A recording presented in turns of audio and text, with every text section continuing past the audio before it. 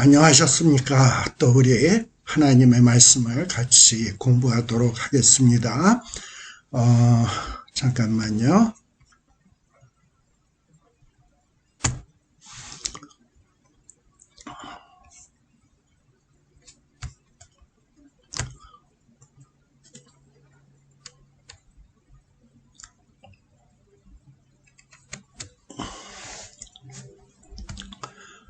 오늘 우리가 같이 공부할 내용은 마태복음 21장입니다. 마태복음 21장. 잠깐만요.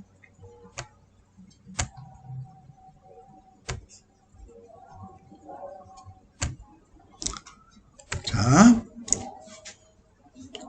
그래서 이 21장에는 여러 가지 내용들이 있는데, 특별히 이 마태복음 21장부터 27장까지는 우리 주님의 공생의 기간 중에 제일 마지막 일주일간 발생했던 이런 일들을 기록해주고 있는 것이 요 마태복음 21장에서부터 27장이에요.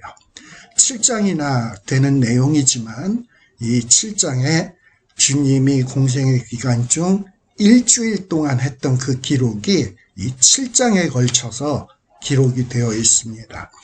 그러니까 주님의 공생의 기간 중에 그 일주일 동안의 사역이 그만큼 중요하다는 거죠. 7장을 할애해서 기록을 하고 있으니까요. 예수님이 30년 공생애를 사셨는데 12살 될 때까지는 한두 절로 요약을 하고 있고, 또 30세 될 때까지는 마태복음 1장에서부터 지금 20장까지의 기록이니까, 사실 그거에 비하면 일주일 동안의 기록이 7장이나 된다는 것은 굉장히 자세하게 기록하고 있다라는 것을 우리가 볼 수 있습니다. 자, 그러면 21장에서부터 27장까지는 도대체 어떤 기록이 있는가라는 거예요. 먼저 이 일주일 동안 어떤 이 주님의 행적의 특징이 있습니다. 지금까지 요 일주일 이전까지는 우리 예수님이 제자들에게 본인이 메시아다라는 것을 말씀을 하시고, 또 병자들을 고쳐주시면서 메시아이심을 분명히 드러내셨지만,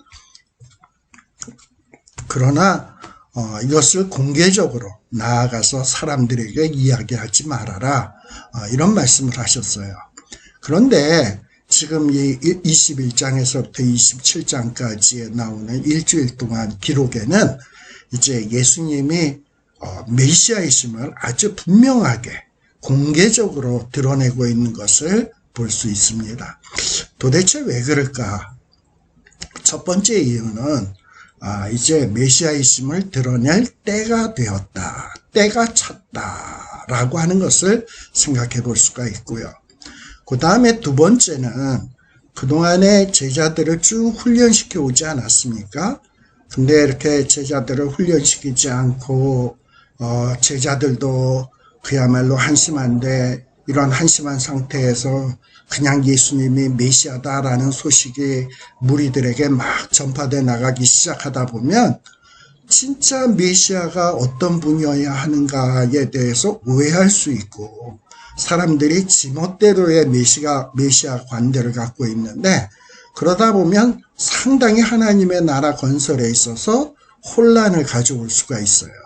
그런데 그동안에는 우리 예수님께서 제자들에게 산에 올라가서 제자들을 말씀으로 교육을 시키고, 때로는 변화산에 데리고 가서 또 조용히 있을 때 제자들에게 이 모양 저 모양으로 말씀으로 교육을 시켰죠.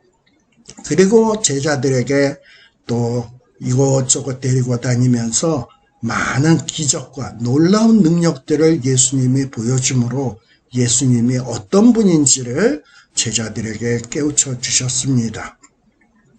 그리고 무엇보다도 중요한 것은 제자들 역시 우리 이전까지 살피었습니다만 우리 주님이 메시아다라는 사실을 알면서 어떤 그 자기네들이 기대하고 있는 메시아, 이제 예수님이 메시아 사역을 하게 되면 왕이 될 텐데 아마도 그때 우리는 높아질 거야. 우리가 그동안 주님에게 모든 것을 희생을 했으니 우리는 뭔가를 얻을 수 있을 거야. 어떤 이런 기대감을 갖고 있었거든요. 그런데 그런 제자들의 어떤 마음속을 주님은 꿰뚫어 보시면서 우리 주님께서는 뭐라고 말씀하시냐? 나는 장차 사람들에게 넘겨줘야 된다.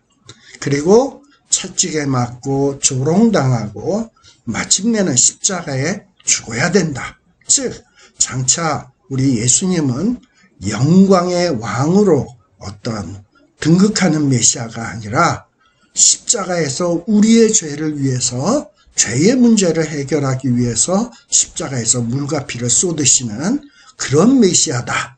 이사야 53장에 나오는 메시아의 모습을 충분히 한 3번, 4번에 걸쳐서 제자들에게 설명을 했거든요. 그래서 이전까지는 마태복음 8장 4절, 30절 그래서 너희들이 내가 메시아인 것을 그리스도인 것을 알리지 마라. 뭐 이러고서는 예수님이 제어를 하셨는데 요 일주일 기간 동안에 특별히 21장에서부터 27장까지는 예수님이 참 메시아시다. 하나님이 보내신 바로 그분이시다. 라는 것을 아주 분명하게 공개적으로 드러내고 있는 기록이 바로 요 21장에서부터 27장의 내용이다라는 거예요. 자, 그럼 21장에는 어떤 내용들이 기록되어 있는가? 첫째는 1절에서부터 11절까지는 우리 예수님이 아주 신적인 권위를 갖고 계셔요. 아주 그냥 당장 앞일을 다 훤히 알고 계시는 신적인 능력을 갖고 계신 주님이신데 이런 주님이 겸손하게 나귀를 타고 예루살렘에 입성하는 모습, 이런 모습이 요 1절에서부터 11절까지 기록되어 있습니다. 자, 이렇게 예수님이 나귀 타고 입성하는 것은 어떤 의미인가? 스가랴 9장 9절에 이제 메시아는 장차 조금 이따 설명하겠습니다만 장차 나귀 타고 올 것이라고 예언되었거든요. 그런데 예수님이 실제로 나귀를 타고 입성함으로 그 스가랴서의 예언이 성취되었음을 분명하게 보여주고 있는 겁니다. 그 다음에 12절에서부터 21장 12절에서부터 17절까지는 예수님이 성전에 들어가셔서 매매하는 자들, 돈 바꾸는 자들, 재물 파는 자들을 그야말로 채찍을 들어서 그야말로 그들을 혼내줌으로 성전에서 내쫓는 어떤 이런 모습을 그리고 있습니다. 바로 이것이 12절에서부터 17절인데 바로 이러한 모습은 뭐냐? 주님이 성전의 주인으로서의 어떤 이 권위를 갖고 계신다라는 거예요. 주님이 성전의 주인이시다. 성전 주인으로서 권세를 갖고 계신다라는 것을 보여주는 내용이 12절에서부터 17절의 내용입니다. 그리고서는 또 18절에서부터 22절까지는 상당히 우리가 이상하게 생각하는, 어렵게 생각하는 어떤 이 예수님의 이상한 행동이 기록되어 있는데 열매 없는 무화과나무를 저주하죠. 바로 그런 내용이 18절에서부터 22절까지 기록되어 있습니다. 이 의미에 대해서는 이 무화과나무에 대한 이야기는 이제 이 무화과나무 이야기를 이야기할 때 설명을 하도록 하겠습니다. 그 다음에 28절에서부터 46절에는 어떤 우리 예수님이 메시아로서 이런 권위들을 드러내시게 되는데 이 기득권층, 제사장, 대제사장, 제사장들, 바리새인들, 서기관들이 도대체 저자가 무슨 권위가 있길래 성전에서 막 사람들을 쫓아내고 사람들의 찬양을 받고 이럴 수가 있느냐 이러면서 예수님이 메시아다라는 권위를 못마땅하게 생각을 해가지고 예수님께 도전하는 모습이 나와요. 그런데 그러한 사람들에 대해서 예수님이 반응하는 내용들이 이 28절에서부터 46절까지 기록이 되어 있습니다. 자, 그래서 이 21장은 우리 예수님께서 대중들 앞에 이제 처음으로 자기가 메시다, 물론 이전에도 간간히 보여주셨습니다만, 처음으로 이제는 아주 공개적으로, 예전에는 감추셨습니다만, 이제는 공개적으로 본인이 메시아이신 것을 드러내는 장면이 기록되어 있어요. 이렇게 예수님이 메시아이심을 드러내는 반면에 이 메시아의 권위에 도전하는 자들, 이들의 어떤 이 도전의 강도도 점점 세지는 것을 볼 수 있습니다. 그런데 이런 자들에게 우리 예수님은 전혀 주눅들지 않으시고 아주 권위 있는 행동, 막 병자를 고치고 그리고 적극적으로 주님께서 그들의 도전에 대해서 대응을 하시고 또 하나님의 말씀을 인용하면서 기가 막히게 그들을 논리적으로 또 하나님의 말씀으로 압도하는 이런 모습을 그리고 있습니다. 그러면서 우리 예수님이 진정 자신이 누구인가를 아주 세세히 밝히는 모습이 이 21장의 내용의 주조를 이루고 있다라고 볼 수 있습니다. 자, 그러면은 21장 1절의 말씀을 보도록 하겠습니다. 조금 전에 그 21장 구조를 얘기하는데, 제 화면에 제가 그냥 딱 고정이 되어 있고 움직이는 장면이 보이질 않았는데, 이제는 움직이는 장면이 잘 보이죠? 자, 그러면 계속해서 우리 또 말씀을 살펴보도록 하겠습니다. 자, 그들이 누굽니까? 예수님과 예수님의 제자들이 예루살렘에 가까이 가서 감람산 벳바게에 이르렀을 때에 예수님이 두 제자를 보냈다라는 거예요. 우리 예수님은 그동안에 갈릴리 지역에서 사역을 오랫동안 하셨고, 그 다음에 또 우리가 예수님이 사역을 하던 지역이 어디냐? 베레아 지역, 갈릴리에서 유대로 오는 도중에 베레아 지역에서 전도 사역을 하셨습니다. 그리고 이 베레아 지역에서 예루살렘으로 오기 위해서 여리고를 출발해서 예루살렘으로 이동을 하시는데, 이 예루살렘에서는 또 두 소경의 눈을 고치는 사건도 우리가 공부를 했죠. 예. 자, 그런데 이 여리고에서부터 예루살렘까지의 거리는 어느 정도 되냐? 한 24km, 약 24km 정도 돼요. 사람이 1시간에 한 4km 정도를 걸어서 가지요. 자, 그러니까 24km면은 한 6시간, 성인 남자가 한 6시간 동안 갈 수 있는 거리가 아닌가 이렇게 생각이 돼요. 자, 그러면 하루 안에 충분히 예루살렘까지 도착할 수 있는데, 이 예루살렘에서 한 3km 정도 떨어진 곳에 있는 베다니에 도착을 해요. 그리고 그 베다니에 있는 벳바게라는 곳에 이르게 되는 겁니다. 그래서 베다니에 도착을 해서 하룻밤을 보내신 이후에 그 다음날, 그러니까 우리 달력으로 보면은 일요일 날에 그러니까 안식 후 첫날이죠. 일요일 날에 이제 감람산 남동쪽 기슭에 있는 벳바게에 도착을 하시게 되는 겁니다.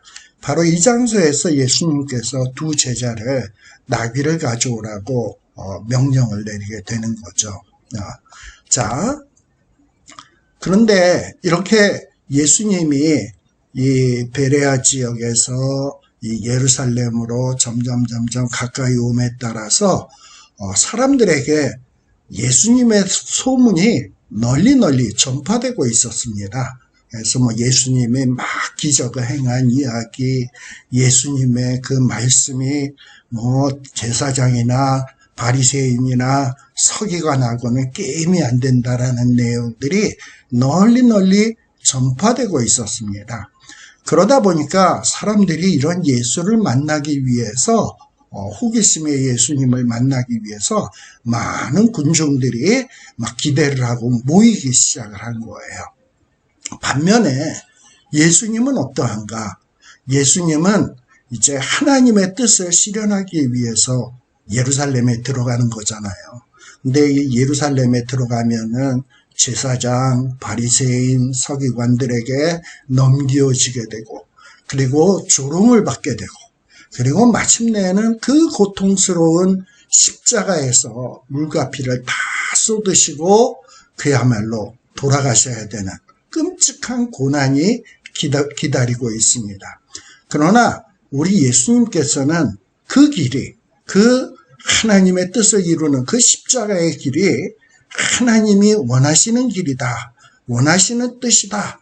그리고 내가 이 일을 감당해야만 정말 많은 죽어가는 불쌍한 사람들을 구원할 수 있다라는 이런 비장한 각오로 한 걸음 한 걸음 지금 예루살렘으로 향하고 있는 거예요.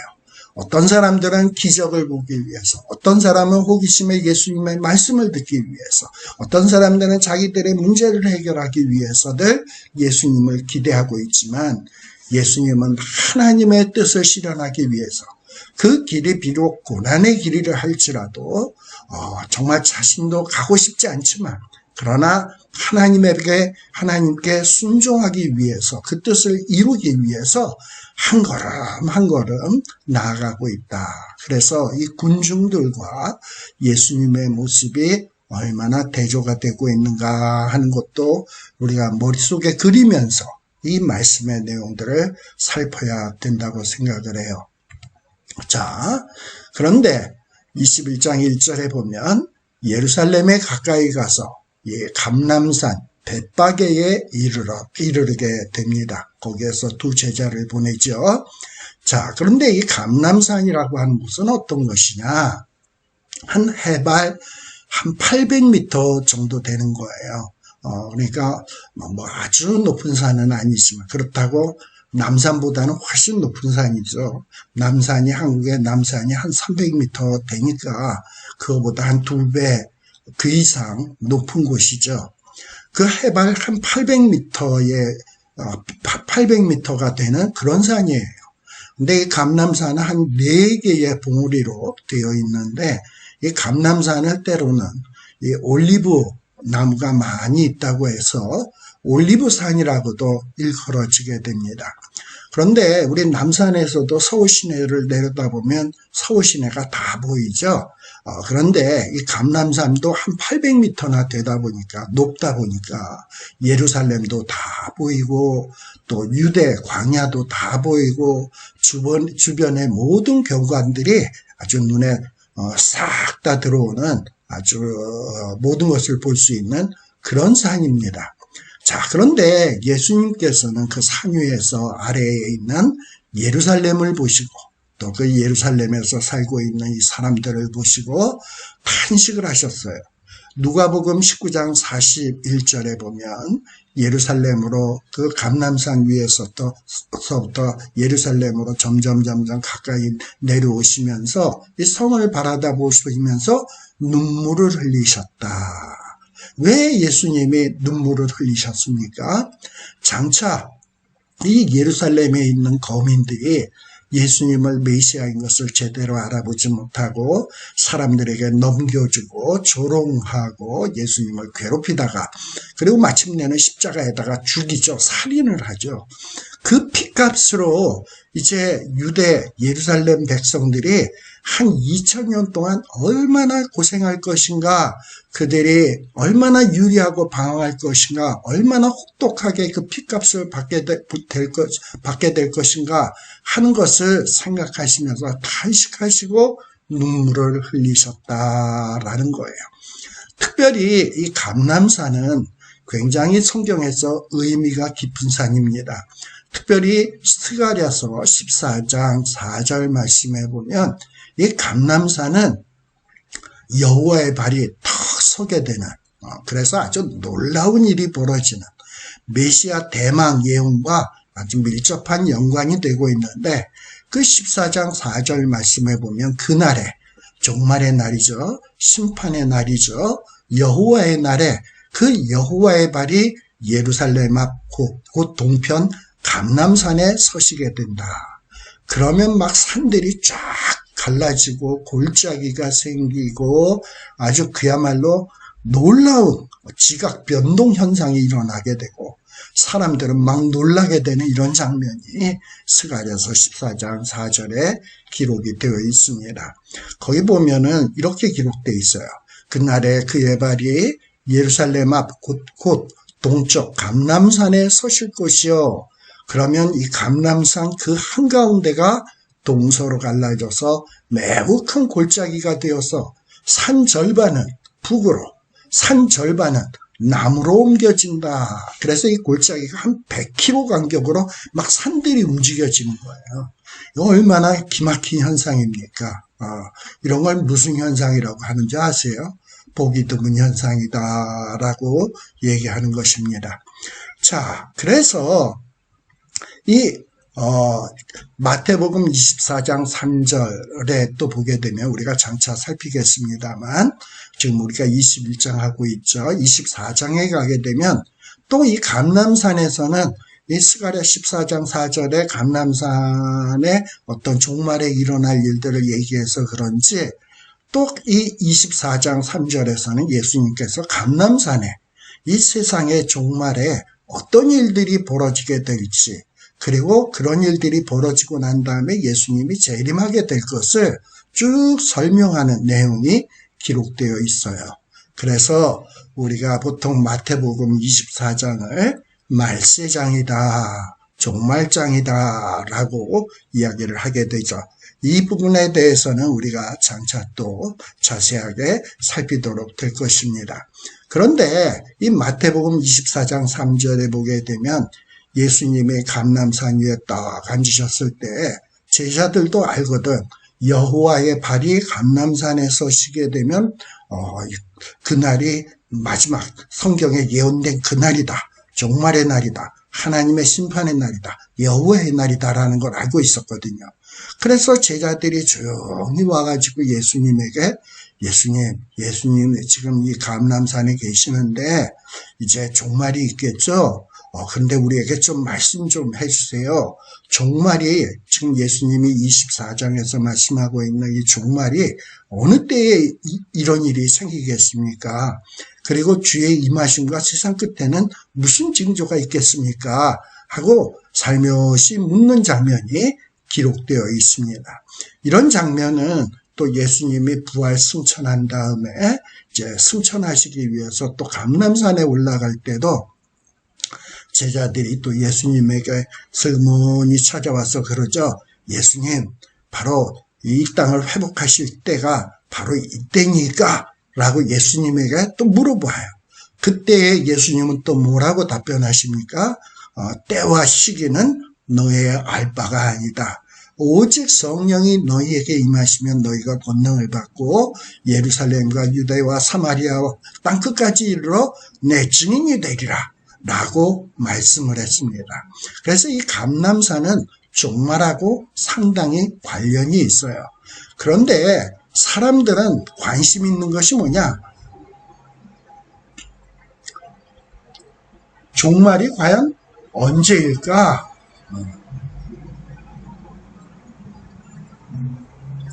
그리고 이 종말의 때와 시기에 대해서 굉장히 관심이 있다 말입니다. 왜 이럴까요? 아마도 이런 것 아닐까? 종말이 언제인지 딱 알면 그동안 농땡이 신앙생활 하다가 이제 종말 며칠 안 남았지?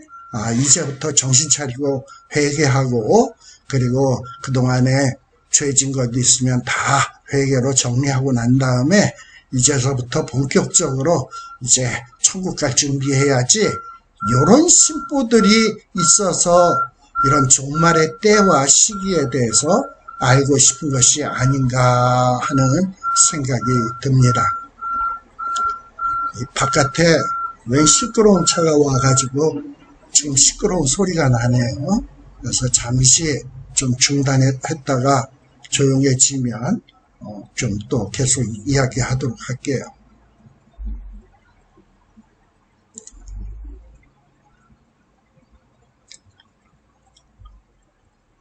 자, 이렇게 사람들은 자꾸 종말의 시기에 관심이 있는 반면에 우리 예수님은 제자들이 또 하나님의 백성들이 관심을 가져야 될 것이 뭐냐? 때와 시기에 대해서 관심 갖지 말고 너희들은 성령 충만함을 받아라. 그리고 성령의 권능이 너희에게 임하시면 너희가 해야 될 일이 있다. 예루살렘과 유대와 사마리아와 땅끝까지 이르러 그동안 너희들이 나에게서 배운 것, 깨우친 것, 그것을 가지고 나가서 증거해라. 그리고 하나님 나라의 증인의 역할을 해라.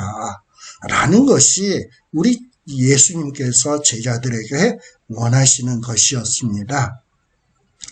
그래서 우리들도 과연 예수님이 원하시는 것이 뭘까? 또 우리들이 원하는 것이 뭔가? 늘 이것을 둘을 같이 놓고 우리가 자꾸 아주 냉정하게 우리를 한번 판단을 해봐야 돼요. 내가 무엇이 잘못됐는가? 과연 난 예수님의 뜻대로 살고 있는가? 그렇지 않은가? 하는 것을 우리들이 늘 점검하고 그리고 체크하고 그리고 바로잡을 것은 바로잡아가야 된다라는 얘기입니다. 자, 그런데 예수님이 감람산 벳바리에 이르렀을 때 두 제자를 지금 심부름을 보내게 되는 거예요. 자, 왜 하필 우리 예수님께서는 두 제자를 보내고 있는가? 두 제자를 보내는 이유가 무엇인가? 우리 예수님께서는 이 두 제자를 보냄으로 예수님이 어떤 분인가를 이 두 제자가 깨닫기를 원했어. 우리 예수님은 정말 앞일을 신통방통하게 예견할 수 있는, 알고 계시는 이런 미래를 예지하시는 이런 능력이 있구나 라는 것을 이 두 제자들이 확인하기를 원했던 겁니다. 자, 그럼 예수님이 왜 이런 능력을 두 제자가 확인하기를 원했냐? 우리가 구약 성경에 보면 둘이라고 하는 숫자는 증인의 수예요. 증인의 수. 증인은 한 사람으로 하면 좀 뭔가 부족해. 증인이 완벽하려면 최소한 둘 이상이 되어야 돼. 그래서 이 둘은 최소한의 증인의 수다. 그래서 이 두 제자가 두 증인이 되는 거예요. 예수님이 정말 말씀하신 대로 정말 그러한 일들이 벌어지더라. 그러한 일들이 있더라. 라는 것을 이 두 제자가 확인하고 증거하기를 원하는 거예요.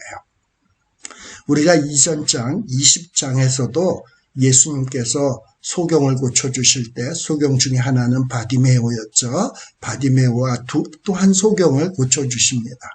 이 소경이 고쳐지는 것은 하나의 메시아가 이 땅 위에 도래했다라는 것을 확인시키는 증거죠.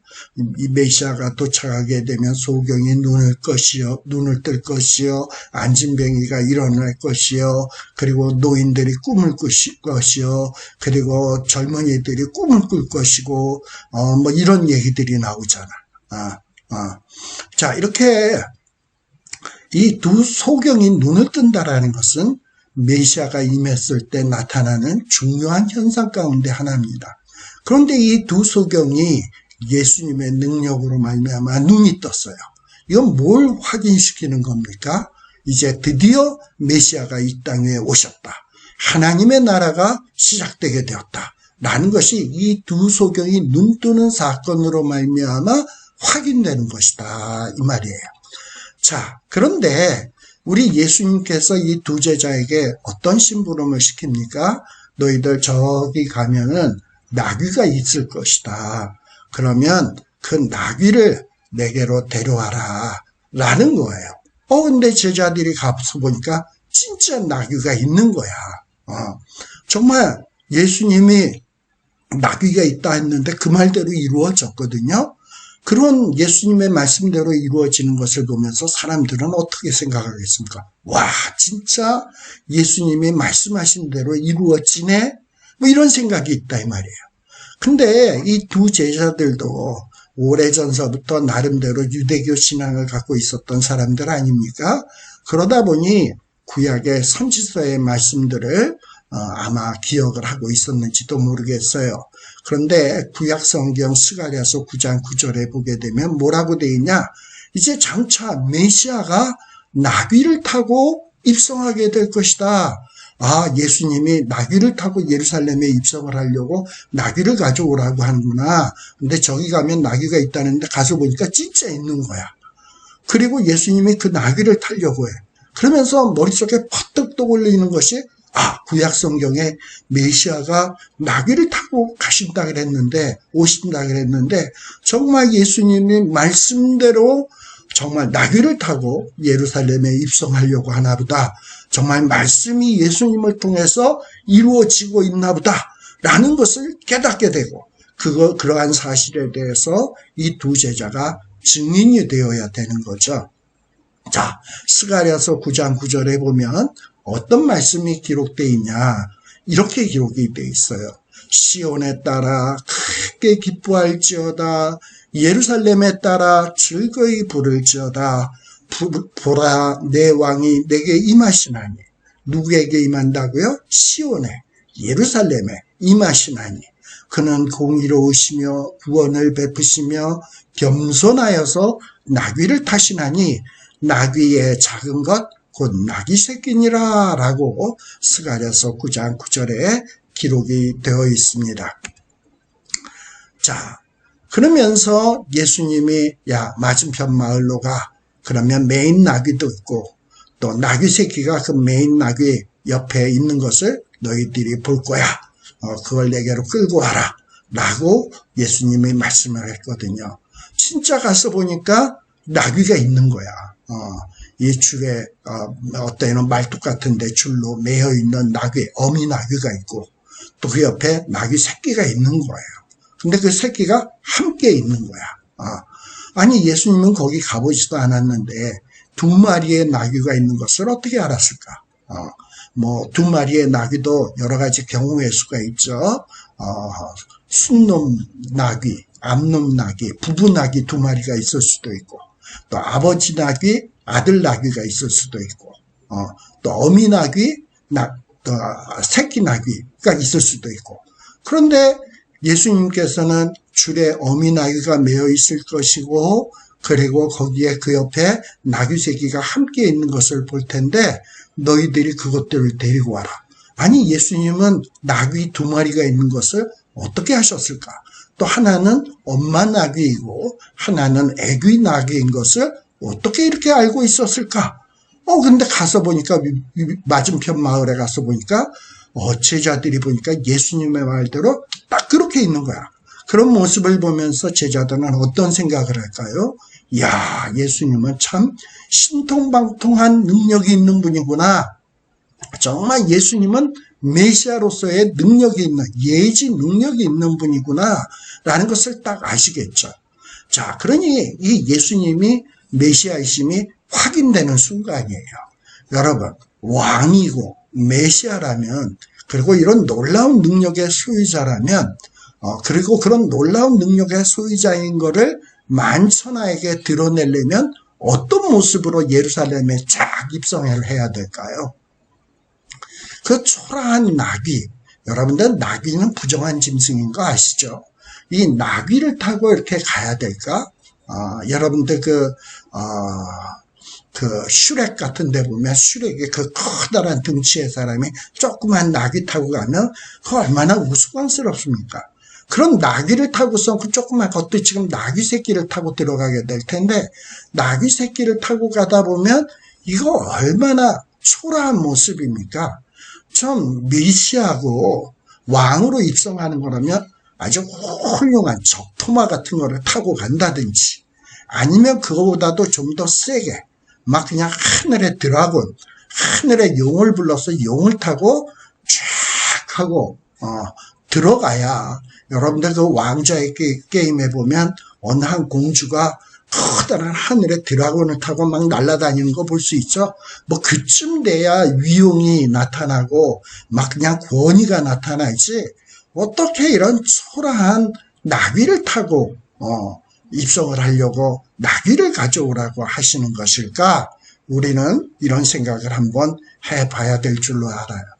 그런데 우리 이 마태복음에는 분명히 뭐라고 나오냐, 나귀 새끼와 줄에 매인 나귀와 나귀 새끼. 그래서 이 마태복음 본문은 나귀가 2마리 있을 것을 언급을 하고 있습니다. 그런데 우리 아까 이 나귀 타고 입성한다라는 얘기는 스가랴 9장 9절의 예언이라고 그랬죠. 그래서 이 스가랴 9장 9절의 히브리어 본문에는 뭐라고 되어 있냐, 이 메시아가 뭘 타고 입성하냐, 나귀 곧 멍에 매는 짐승 새끼, 단수로 표현이 되어 있다 이 말이에요.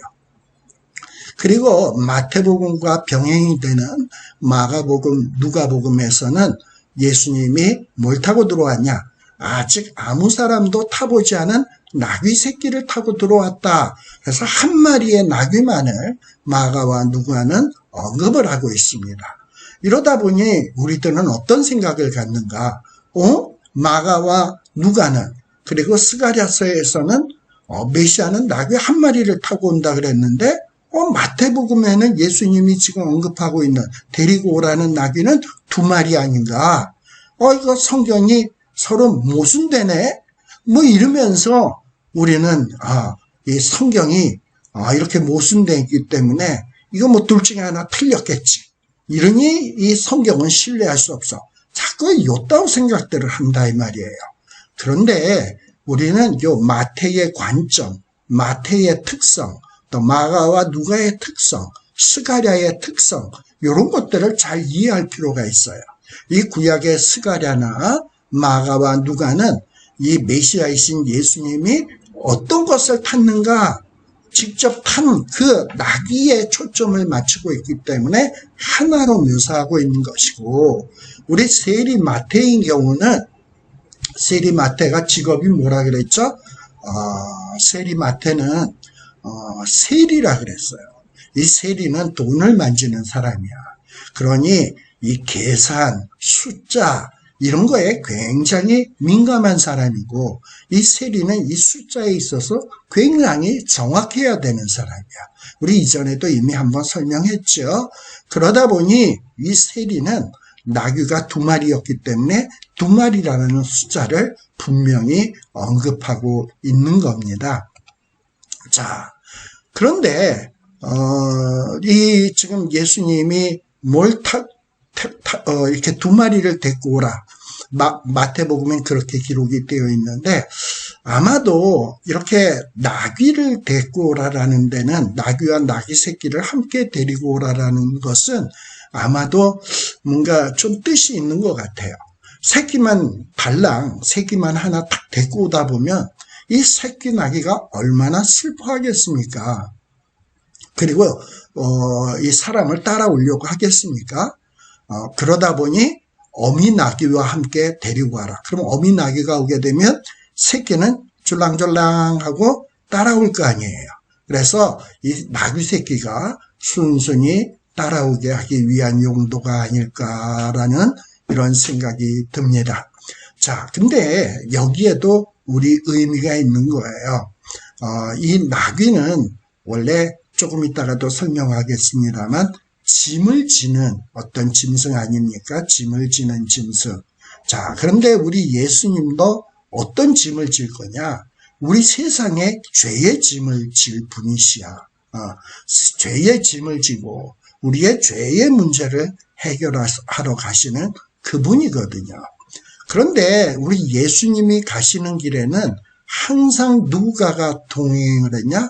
하나님이 함께 예수님과 동행을 했어요. 그래서 하나님이 하나님의 뜻대로 예수님을 인류를 위한 대속제물로 십자가에 죽으셔야 되는 길로 인도하시는데, 예수님은 묵묵히 하나님이 인도하시는 대로, 성령님이 인도하시는 대로 예수님을 그 성령님을 따라갔거든. 하나님을 따라갔거든. 지금 근데 이 새끼 나귀도 누구냐? 이 어미 나귀를 묵묵히 따라오고 있다라는 거예요. 자, 그런데 조금 전에도 얘기했습니다만 이 나귀에 대해서 여러 가지 해석을 하는 분들이 있어요. 이 나귀는 짐을 진다 그랬죠.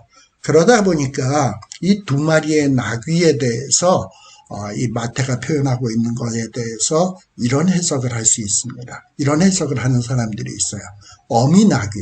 이 어미 나귀는 그동안에 새끼 나귀보다 오래 살았으니까 그동안에 많은 일을 했을 거예요. 많은 멍에도 메고 짐도 메고 이 주인이 부리는 대로 여러 가지 일들을 했을 거예요. 그래서 이 어미 나귀가 상징하는 것이 뭐냐? 그동안 이 율법에 무거운 멍에를 메고 살아온 유대 백성들을 상징하는 것이다. 어미 나귀가. 그리고 새끼 나귀는 짐을 져본 적이 없죠. 짐을 져본 적이 없는 자들이 누구입니까? 이방인들. 이방인들은 그동안에 율법의 멍에를 매지 않았거든.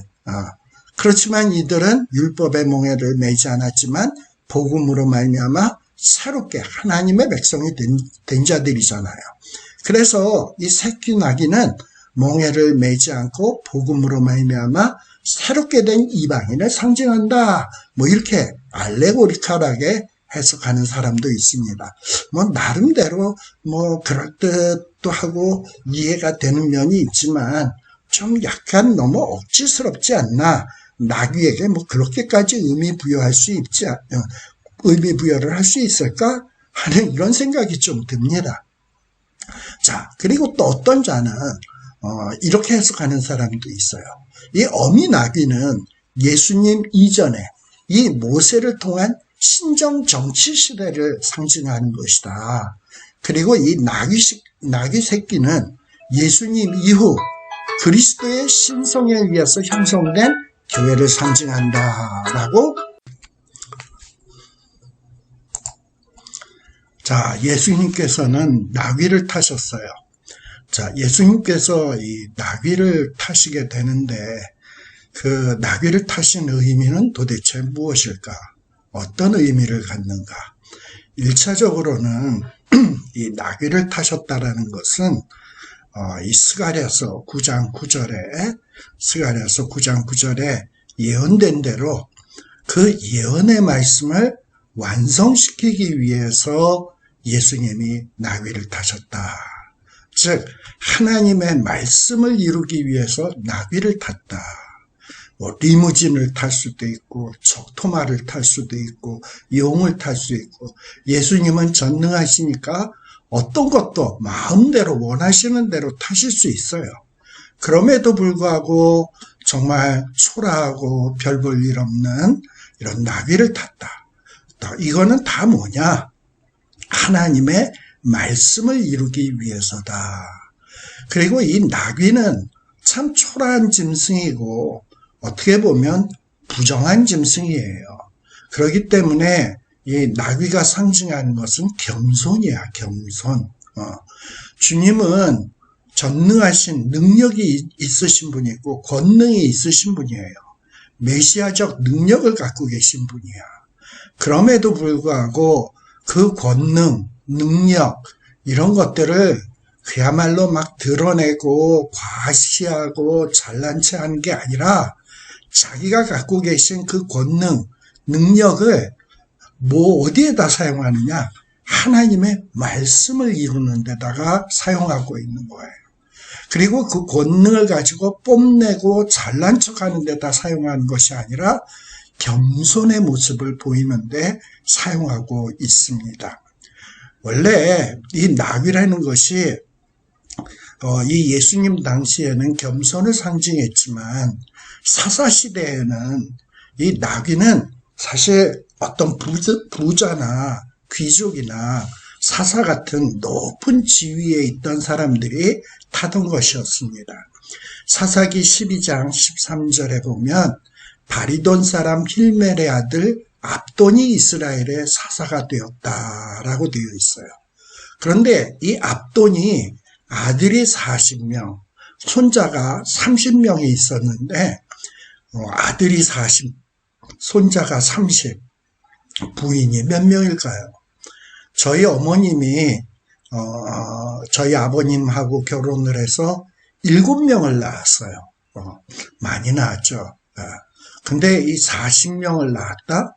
이건 부인 한 사람으로는 절대 불가능한 일이야. 아마도 부인이 여럿 있었을 거예요. 그리고 손자가 30명. 이건 전부 다 남자 아들, 남자 손자니까 합이 70이니까 여자도 비슷하게 있다고 한다면 140명이거든. 그럼 부인이 얼마나 많았겠어요. 부인도 많고 아들도 많고 손자도 많고 손녀도 많고 딸들도 많고. 그런데 이 자기의 아들들과 손자들에게 어린 나귀 70마리를 구해다가 아이들에게 이 나귀 한 마리씩을 다 타게 했단 말이야. 그런데 이 당시에는 말이 없었어요. 이 나귀를 탄다는 것은 아무나 탈 수 있는 게 아니야. 오늘식으로 얘기하면 이 재벌들이 그 자기네 집안의 재산을 뽐내기 위해서 아재기들한테 뭐 벤츠, BMW, 스포츠카 하나씩을 쫙쫙 뽑아주죠. 그거랑 똑같은 거야. 아들 손자에게 나귀 한 마리씩을 다 타게 했다. 자기 부귀 영화를 과시하는 거라 이 말이에요. 그런데 이렇게 사사시대에는 나귀가 부자들이나 귀족이 탈 수 있는 거였지만 이 나귀가 아닌 말들을 타기 본격적으로 말들을 타기 시작했던 건 언제부터냐? 솔로몬 시대에 이르러서 비로소 왕들이 말 타기를 시작했어요. 여러분들 솔로몬이 처음 결혼한 여자가 누굽니까? 애굽의 바로의 딸과 결혼을 했어요.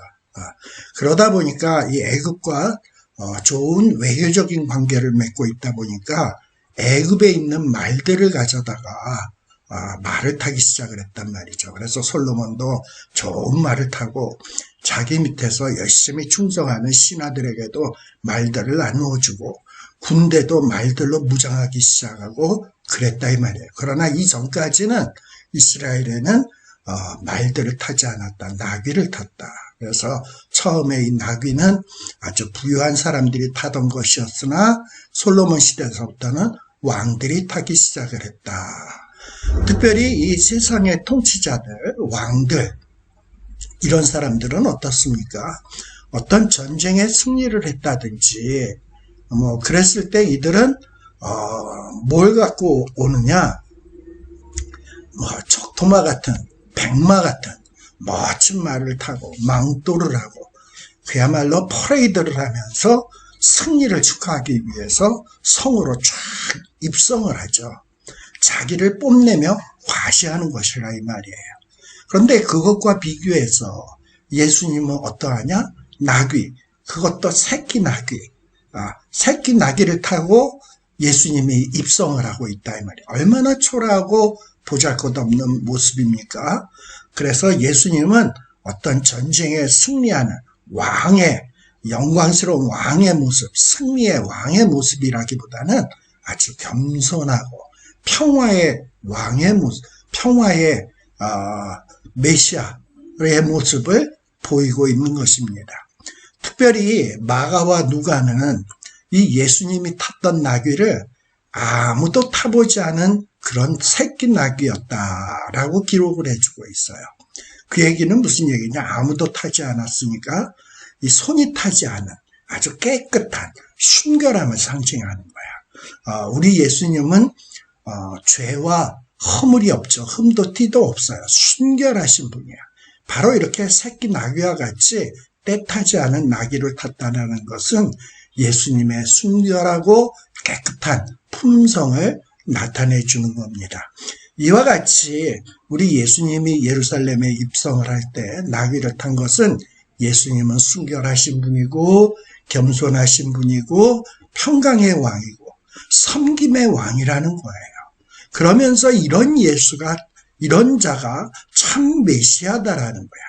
백성들은 지금 메시아 하면 승리의 왕, 영광의 왕, 힘센 왕, 대단한 왕을 기대하고 있지만 지금 예수님은 예루살렘에 입성하면서 겸손의 왕, 섬김의 왕, 순결한 왕이 바로 진정한 메시아다라는 것을 보여주고 있는 거예요. 또 한편으로는 주님은 이렇게 저기 가면 나귀 있어, 다 하세요, 미래를 다 하셔, 우리의 머리털까지 세심받으셔서 대단한 능력을 갖고 계신 분이 우리 예수님이에요. 사람의 마음속까지도 꿰뚫어 보시는 능력이 있으신 분이야. 이런 능력의 주님이시라면 그야말로 대단한 대단한 리무진도 탈 수 있지만 주님은 자기의 권능을 그런 데 사용하지 않으시고 말씀을 이루는데 겸손과 섬김을 하는데 그런 능력을 사용하고 있다. 여러분, 진짜 권능, 권위 이런 거는 어디에서 나옵니까? 그거를 뭐 드러내고 과시할 때 그 권세가 나타납니까? 아니에요. 진정한 권세는 하나님의 말씀에 순종해서 그 말씀을 이루어갈 때, 그리고 그 말씀을 이루는 과정에서 자기를 드러내고 자기를 그야말로 드러내고 자기를 과시하고 자기를 뽐내는 데 사용하는 것이 아니라 그 주신 권능으로 남을 섬길 때, 그리고 겸손의 모습을 보일 때 진정한 어떤 이 권위와 이 권세 이런 모습이 드러나게 된다라는 거예요. 참 요즘 저는 한국에 보면 꼴불견 같은 일들을 참 많이 보게 됩니다.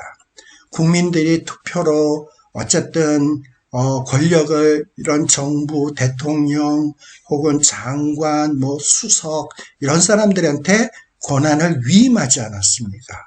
그럼 그런 권한을 가지고 그야말로 백성을 복되게 하고 이 땅에 정의를 실현하며 공의를 실현하는데 그 권위와 권세를 사용할 때 그 권세가 진정한 의미가 있고 진정한 권위의 모습을 나타낼 수 있는 거예요.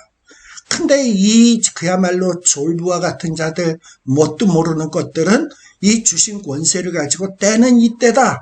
그래서 주신 권세를 가지고 자기들 물질 끌어모으는데, 자기 욕심을 채우는데, 자기의 권세를 자랑하는데 이런 오만 데다 쓰는 꼴불견 같은 모습들을 얼마나 많이 보이고 있습니까? 그런 모습을 보일 때 그런 자를 존경하고 싶나요? 아니에요. 주신 권능을 가지고 얼마든지 자기를 위해서 사용할 수 있지만 백성을 위해서, 백성을 섬기고 백성을 위해서 봉사하고 이 땅의 정의와 공의와 이런 것들을 실현하기 위해서 주신 권능을 사용할 때 거기에서 진정한 어떤 이 권위의 모습이 나타나는 거예요. 유명한 일화가 있지 않습니까? 박정희 대통령이 시해를 당했죠. 그래가지고 그 피를 뚝뚝 흘리는 시신을 병원에다 옮겨갔어요. 근데 병원 의사가 깜짝 놀랐다지 않습니까? 그야말로 무슨 뭐 농촌에 있는 노인네 하나 데리고 왔는 줄 알았다는 거예요. 왜냐? 벨트를 보니까 너무나 낡았어.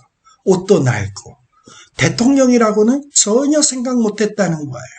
물론 박정희 대통령에 대해서 호불호, 뭐 좋아하는 사람도 있고 싫어하는 사람도 있고 박정희 대통령에게 공과 과도 있습니다만 그래도 박정희 대통령은 우리 한국이 어렵고 가난하고 찢어지게 힘들고 어려울 때 그래도 어떻게 해서든지 가난의 문제를 해결을 해가지고 백성들에게 잘 사는 세상을 살도록 하기 위해서 새마을운동도 하고 얼마나 열심히 했습니까? 그러다 보니 자기가 얼마든지 명품 옷 입을 수 있고 명품 벨트 맬 수 있고 좋은 거 얼마든지 마음대로 자기가 사용할 수 있지만 그런 것들을 아끼고 낡은 것, 오래된 것, 그야말로 찢어지거나 망가지지 않으면 끝까지 사용하는 그런 모습, 그런 정말 청빈한 모습을 보일 때, 권능이 있음에도 불구하고 그런 청빈한 모습을 보일 때 그가 죽은 이후에도 많은 사람들이 아직도 박정희 대통령을 사랑하고 그리고 박정희 대통령에 대해서 존경하는 것 아니겠습니까? 제가 이런 얘기를 하다 보니까 여러분들 가운데는 저 김철원 목사는 박바구나 뭐 이렇게 생각할지 모르겠습니다만 저 박바 아니에요. 옛날에 박정희 대통령이 유신 독재할 때 저도 데모하고 이랬던 사람이에요. 그런데 오늘날에 있는 정말 별 볼 일 없는 이런 사람들하고 별 볼 일 없는 위정자들하고 비교해 볼 때 너무나도 청빈하고 겸손했다라는 것은 사실이라 이 말이에요. 진정한 권위, 진정한 그 사람의 존경받을 만한 이런 위엄은 어디에서 나오느냐? 정말 하나님이 좋아하시는 정의, 공의를 실현하고 남을 섬길 때, 그리고 이 땅에 평화와 평강을 가져오는 데 사용할 때 진정한 권위가 드러난다라는 사실을 여러분들이 꼭 기억하시면 좋겠습니다. 3절의 말씀에 보면 우리 예수님께서 제자들을 보내면서 나귀를 가져오라고 했거든요. 근데 나귀를 딱 가져오려고 그러면 그 나귀의 주인이 뭐라고 하겠습니까? 야, 너 지금 뭐 하는 거야? 왜 남의 나귀를 가져가는 거야? 뭐 이럴 것 아니겠어요? 그래서 예수님은 그것도 미리 알고 계셨어. 야, 너희들이 나귀를 가져오려고 하면은 아마 그 주인이나 그 주변에 있는 사람들이 너희들 뭐 하는 거야?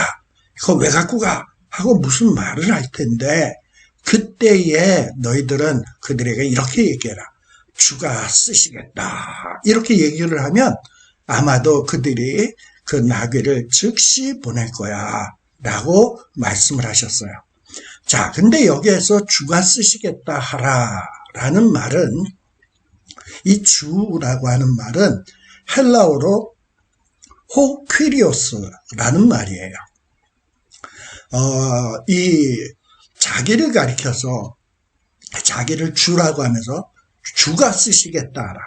내가 주인데 내가 쓰시겠다고 하라. 나는 주인데 주가 쓰시겠다 하라. 이렇게 자신을 가리켜서 칭한 것은 성경에 딱 한 번 나오는 말입니다. 그런데 이 주가 쓰시겠다 하라 했을 때 이 주니까 주인을 가리키는 말일까? 물론 그런 의미일 수도 있습니다. 그런데 누가복음 19장 33절에 보게 되면 이 제자들이 가서 나귀를 데려오라고 하니까 끈에 묶여 있었던 나귀를 풀르고, 그리고 새끼 나귀도 막 이렇게 지금 데리고 가려고 하니까 그 동네 아랫마을에 있는 사람들이 야, 너네들 왜 남의 나귀를 어찌하여 푸느냐? 이러고 묻는 거예요. 왜 이 사람들이 이렇게 얘기했어? 자기가 주인이거든. 지네가 주인이거든. 왜 또 남의 거를 왜 네가 막 가져가려고 해? 그러니까 나귀의 소유주는 그 동네 사람들이에요. 그러니까 여기서 주가 쓰시겠다. 예수님이 주인은 아니야. 그 주인이 따로 있어. 그러니까 예수님이 나귀의 소유주가 아니고 나귀의 소유주는 다른 사람이다라는 사실은 아주 분명합니다. 그러니까 또 어떤 학자들은 이렇게 얘기를 해요. 주가 쓰시겠다 하라 했을 때 이 주는 여호와를 암시하는 말이다. 즉, 야, 너 왜 그 나귀를 풀어서 가져가려고 그래? 여호와께서 쓰시겠다. 주 여호와께서 쓰시겠다. 바로 내가 주 여호와다. 라고 인식시키기 위해서 그렇게 말하라고 했다라고 주장하는 사람도 있어요. 자, 그런데 이 주라고 하는 말은 예수님이 그 나귀의 주인이다. 그리고 내가 주 여호와 하나님이다. 라는 것을 의미하는 것이 아니라 예수님이 장차 이 땅의 하나님 나라의 왕이 되실 메시아라는 사실을 가리키는 말이에요. 자기가 신적인 속성을 가진 메시아다. 그리고 만유의 주다.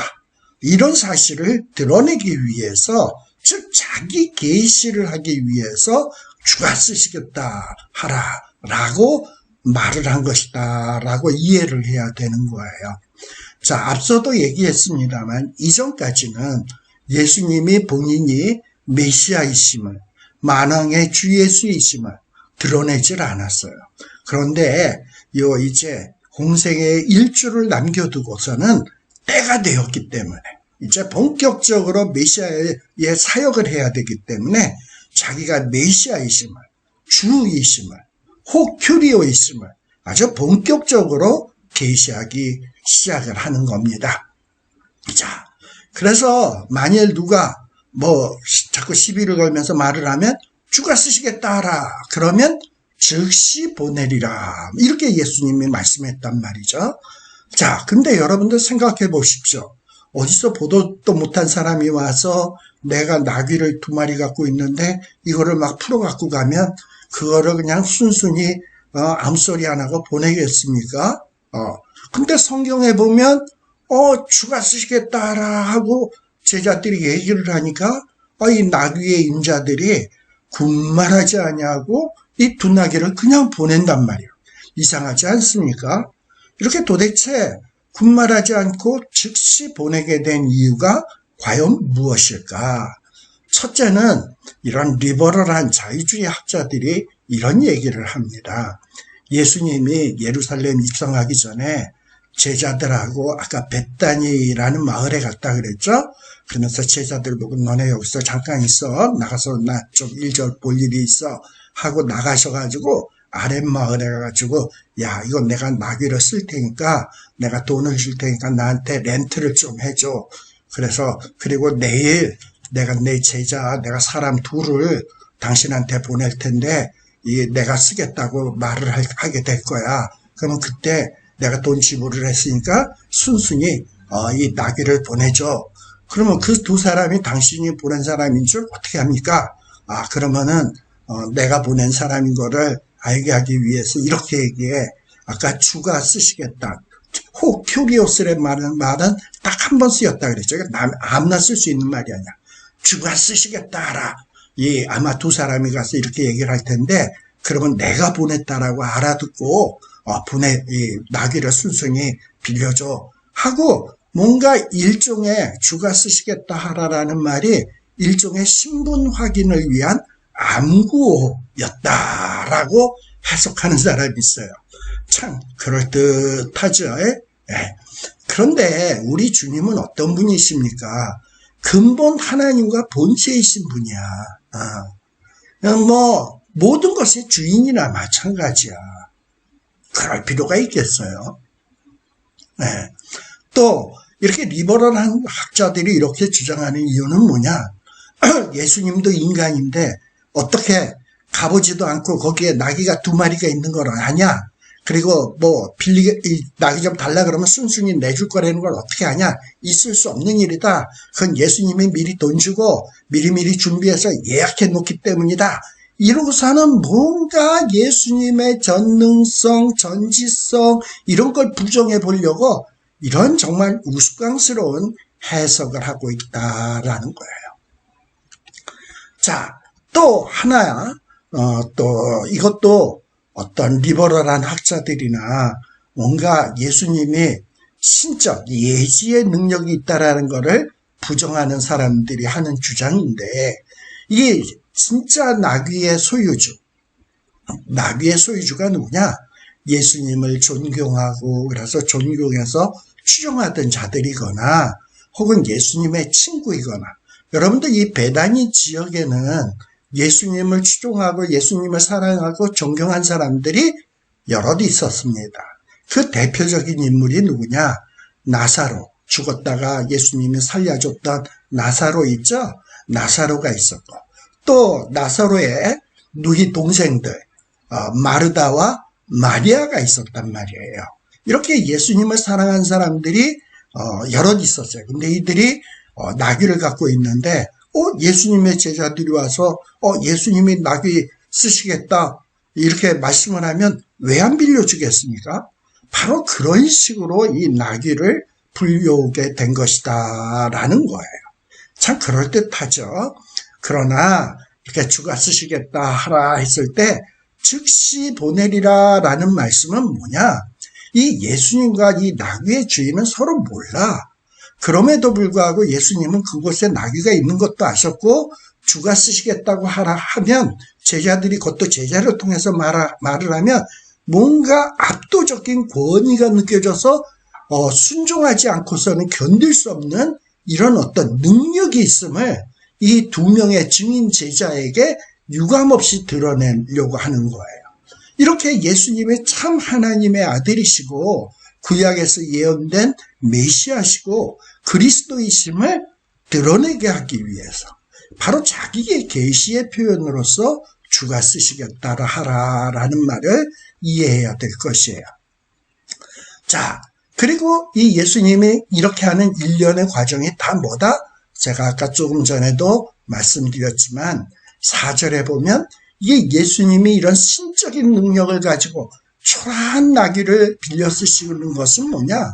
바로 선지자를 통하여 하신 말씀을 이루기 위해서다라는 거예요. 우리 마태복음에는 말씀을 이루려 하심이라라는 이 말이 참 여러 번 등장을 합니다. 마태복음 1장 22절, 2장 15절, 4장 14절, 8장 17절, 12장 17절, 21장 4절, 27장 9절 순차입니다. 이렇게 여러 번에 걸쳐서 이 마태복음에서는 예수님이 이 구약의 예언된 말씀을 이루려 하심이라 라는 말을 마태는 여러 번 반복합니다. 즉 마태가 강조하는 것은 뭐냐? 이 예수님은 그야말로 구약에서 이 유대인들이 신주단지 모시듯 하는 이 구약의 말씀들을 이루기 위해서 오신 참된 메시아다.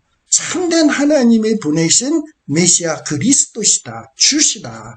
라는 것을 강조하기 위해서 마태복음 곳곳에서는 이루려 하심이라 라는 말씀이 기록되어 있습니다. 이렇게 예수님의 발걸음 한 걸음 한 걸음은 다 어떤 발걸음이냐? 하나님의 말씀을 이루는 발걸음이었습니다. 우리들의 발걸음은 과연 어떤 발걸음입니까? 제가 이전에도 가스펠송 부르면서 한번 여러분들이 강의 시간에 했던 것 한번 말씀드린 적이 있는데, 우리 가스펠송에 보면 내 평생 살아온 길 돌아보니 걸음마다 다 죄뿐입니다. 우리들이 그동안 살아온 걸음걸음을 보면 그 걸음걸음이 하나님의 말씀을 이루어서 선을 이루고 하나님의 뜻을 이루고 의를 이룬 것이 아니라, 우리의 걸음걸음은 내 욕심을 이루고 내 어떤 권위, 잘나지도 못한 자존심, 이런 걸 드러내기 위해서 얼마나 용을 쓰면서 살아온 발걸음입니까? 그러니 우리의 일평생 살아온 길을 뒤돌아보면 하나님 앞에 섰을 때 다 죄뿐입니다 라고 고백할 수밖에 없다 이 말이에요. 그러나 우리 예수님의 발걸음은 어떻습니까? 지금 걸음마다 리무진을 탈 수도 있고 용을 탈 수도 있는데, 예수님은 굳이 나귀 새끼를 타시면서 뭘 하냐? 하나님의 예언된 말씀을 이루기 위해서예요. 본인이 그 어린 나귀를 타고 이러고 들어오면 솔직히 얼마나 쪽팔립니까? 메시아라고 사람들은 호산나 하는데 나귀 타고 쫄랑쫄랑 들어오면 정말 쪽팔리는 일이에요. 제가 만일에 예수님이랑 하나님, 이거 암만 구약에 예언된 일이지만 그 쪽팔리게 어떻게 나귀 새끼를 타고 들어옵니까? 좀 딴 거 타고 들어가겠어. 나 말 타고 들어갈래요. 이럴 수 있었을 거예요. 그런데 우리 예수님은 하나님의 하신 말씀을 이루기 위해서 신적인 능력, 예지의 능력, 미래를 모든 것을 훤히 알고 꿰고 있는 이 능력이 있으시면서도 뭐든지 마음대로 사용할 수 있는 호큐리오스임에도 불구하고 우리 예수님은 그 보잘것없는 초라하고 겸손한 정말 하찮은 부정한 나귀를 타고 지금 입성을 하고 있다 이 말이에요. 바로 여기에 진정한 권위가 이루어지는 겁니다. 이렇게 예수님은 나귀를 타고 입성함으로써 자기의 뜻, 자기의 의지를 이루는 것이 아니라 이 땅 위에서 사시는 동안 하나님의 뜻을 이루기 위해서 애쓰고 노력하고 있는 것을 우리가 볼 수 있습니다. 이런